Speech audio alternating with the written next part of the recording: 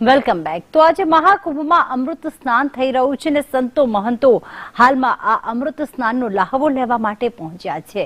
અમૃત સ્નાન કરવાની અખાડા પરિષદે જાહેરાત કરી। અખાડા પ્રતિકાત્મક રીતે સ્નાન કરશે તેવું જણાવવામાં આવ્યું। તો આજરોજ પહેલા તો અમૃત સ્નાન રદ કરવામાં આવ્યું હતું 13 અખાડાઓ દ્વારા, પરંતુ હવે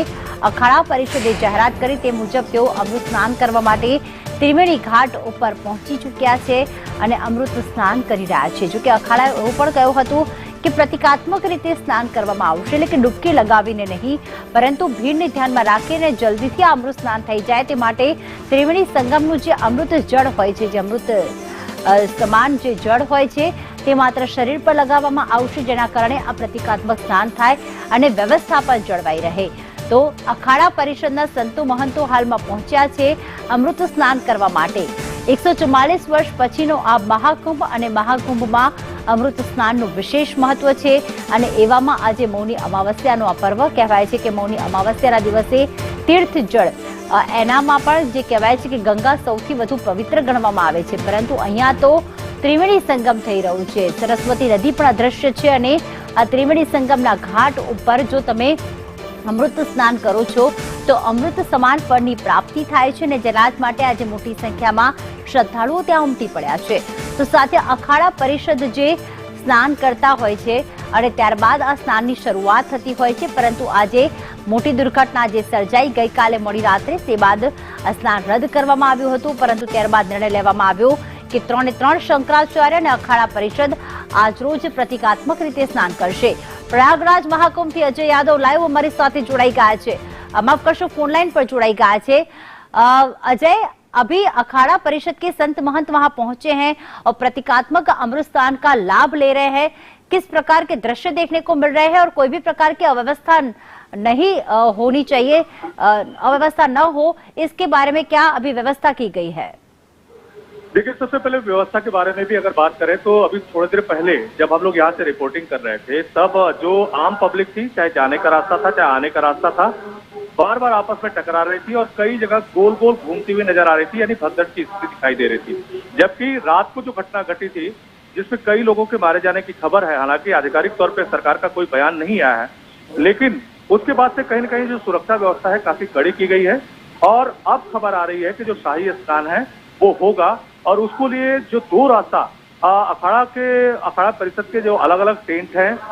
वहां या टेंट सिटी जो है वहां से जो शुरू होता है और खास करके संगम घाट जो कि त्रिवेणी का संगम है, जहाँ पे गंगा यमुना सरस्वती मिलती है और जहाँ पे स्नान करना काफी पवित्र माना जाता है, उस पूरे इलाके में करीब 2 रोड ऐसे हैं जिसको पूरी तौर पर सैनिटाइज कर दिया गया है।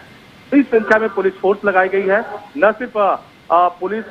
सीआरपीएफ और आरपीएफ यहाँ पे तैनात की गई है, बल्कि जो घोड़े पे सवार जो पुलिसकर्मी हैं वो भी प्रॉपर वे में नजर रख रहे हैं। यानी एक रास्ते से आम पब्लिक संगम घाट पे दर्शन करने के लिए जा रही है, वहीं पर दूसरा रास्ता है, यानी 2 रास्ते जो बनाए गए हैं वहां पर सुरक्षा व्यवस्था के बीच अखाड़ा परिषद से जुड़े हुए जितने भी साधु सन्यासी हैं वो आने वाले हैं। तो पूरे रास्ते को सैनिटाइज कर दिया गया है। हजारों की संख्या में जो पुलिस फोर्स है वो तैनात कर दी गई है। जो आम पब्लिक है जो यहाँ पे संगम पे स्नान करने के लिए आई है वो भी कहीं न कहीं जो घेरा बनाया गया है उसके दोनों तरफ खड़ी हो गई है, ताकि साधु सन्यासी जब सही स्नान के लिए आए तो उन्हें एक नजर से देख सकें। तो सब लोग कहीं न कहीं टकटकी लगा के खड़े हैं और पूरे रास्ते को सैनिटाइज किया गया है और किसी भी वक्त जो साधु सन्यासी जो अमृत स्नान करने वाले थे, या कह सकते हैं कि रात की घटना के बाद जिसे टालने की घोषणा की गई थी और कहा जा रहा था कि वसंत पंचमी के बाद या खाली होगा जब पूरा कुंभ क्षेत्र, तब वो कर सकते हैं, लेकिन अब प्रशासन की तरफ से अनुमति मिल चुकी है और किसी भी वक्त संगम घाट के यानी त्रिवेणी संगम पे शाही स्नान के लिए साधु सन्यासी आ सकते हैं। तैयारियां पूरी हो चुकी हैं, पूरे रास्ते को सैनिटाइज किया जा चुका है। बिल्कुल, लेकिन देर रात तक ये स्नान चलेगा क्योंकि सीएम योगी आदित्यनाथ कह चुके हैं कि कोई भी प्रकार के जल्दी ना करे, क्योंकि देर रात तक मौनी अमावस्या का ये पर्व जो है, ये तिथि है वो रहने वाली है। मतलब कई लोग ऐसे भी है कि जो अभी रास्ते में अटके हुए हैं, कई ट्रेनें रोकी गई है, कई बसें रोकी गई है, रास्ते ब्लॉक कर दिए गए, लेकिन अभी भी भीड़ बढ़ सकती है क्योंकि देर रात तक ये स्नान चलेगा। उसके बारे में क्या जानकारी प्राप्त हो रही है कि देर रात तक कितने लोग और भी आ सकते हैं?